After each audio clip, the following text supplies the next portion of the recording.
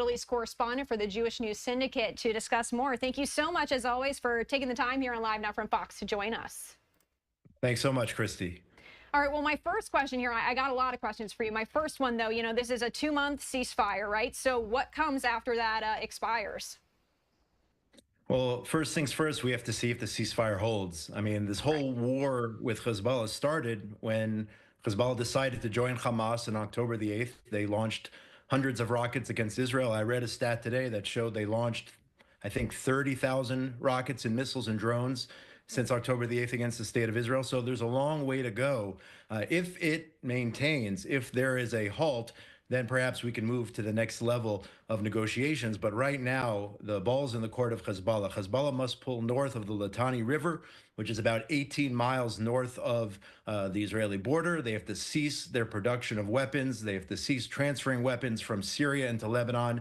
The Lebanese army is supposed to take over for whatever they're worth. But right now, it's very, very early. It's very hard to predict what's going to happen after 60 days. Israel only wants peace, but Hezbollah started this war. It's a war we didn't want. But the 60+ thousand residents of Israel who are not currently in their homes, who live on the northern border, must be allowed to return to their homes. It has to be safe for them. We cannot have another October 7th on their northern border. So that is first and foremost. All right. And then you heard me say, as I brought you in here, that President Joe Biden saying his administration is going to make this renewed push for ceasefire in Gaza. But do you really think that we could see that anytime soon? I mean, he's only in office for another month or so, 2 months. Yeah, that's a good point. I mean, right now, essentially, Israel is basically buying for time. You're talking about those 60 days. What happens after 60 days? The president leaves office and President Trump takes over. Right now, Israel is facing an embargo by the Biden administration in terms of arms. That's one of the reasons the prime minister agreed to the ceasefire. We're low on arms. Secondly, we have to deal with the Iranian threat directly. Iran is striving for nuclear weapons.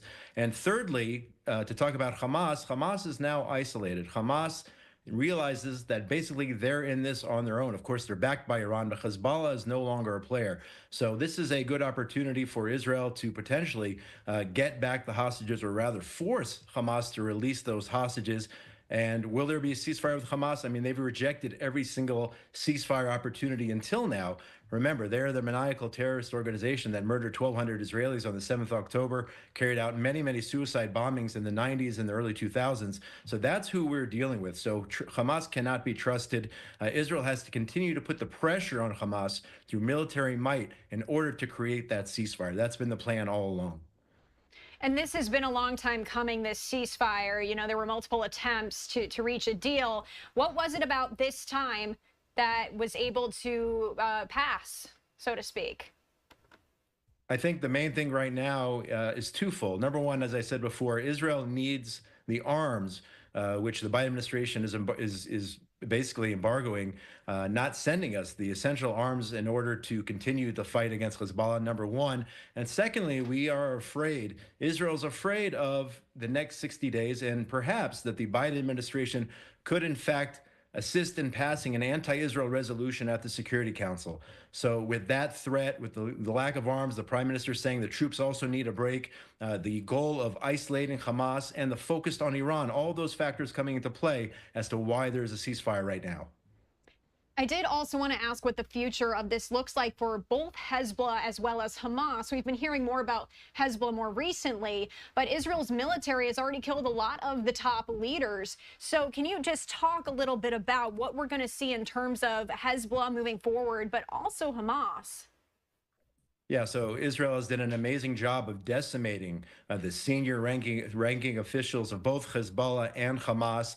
Hezbollah, we had that beeper strike, and we took out Hassan Nasrallah and many of the top officials and high-ranking commanders. So hopefully, right now, Hezbollah is reeling from the blow Israel delivered to them, and Hamas is also reeling. We took out Khania, we took out Sinwar, we took out the heads of that terrorist organization, and the goal ultimately, and the most importantly, is to make sure that neither of those organizations are a threat to the state of Israel. As I said before, we cannot have another October 7th, and we can't have the rockets. I think it's over if you combine Hezbollah's rockets Hamas's rockets, also the Houthis firing rockets against Israel, Iran directly attacking us. You're talking about over 60,000 missiles, rockets, and drones over the last year. So we cannot be in a situation where that is a daily reality in this country. So until we get there, I think the war is going to continue.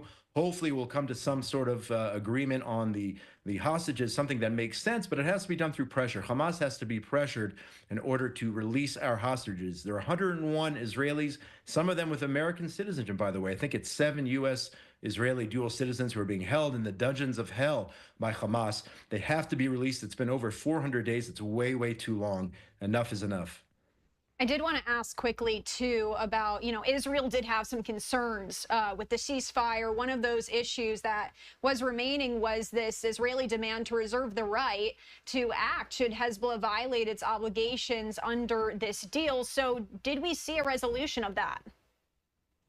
Yeah, so from what I understand right now, Israel does have the ability and the right to go ahead if Hezbollah does not uphold their end of the bargain, if they don't return to the Litani, if they continue to attack Israel. From what I understand, Israel will need to consult with the United States on, I don't know if it's an issue-to-issue basis, but overall, we'll have to consult with the Biden administration for the next 60 days in order to strike when necessary. I mean, we already had today, day one, we had certain Lebanese entities. I don't know who they were approaching the vicinity of Israeli troops on the northern border there, and Israel had to fire warning shots. So that's day one of the ceasefire. Who knows what day two is going to bring? Who knows what's going to be in the next 60 days? But the prime minister made clear, if Hezbollah violates the ceasefire, Israel will retaliate, and we'll do everything we have to do in order to protect our citizens. All right, Josh Hasten, thank you so much. Anything else you want to add about this before I let you go? No, that's really it. I think we've covered it. I mean, again, Iran is the head of the octopus. People have to remember that Iran is controlling all of these proxies all over the Middle East. The Houthis who are firing on American troops, in addition to Hezbollah, Hamas, and also the militias firing out of Iraq. Iran is the head of the octopus, and Israel has said it will deal with it alone if necessary.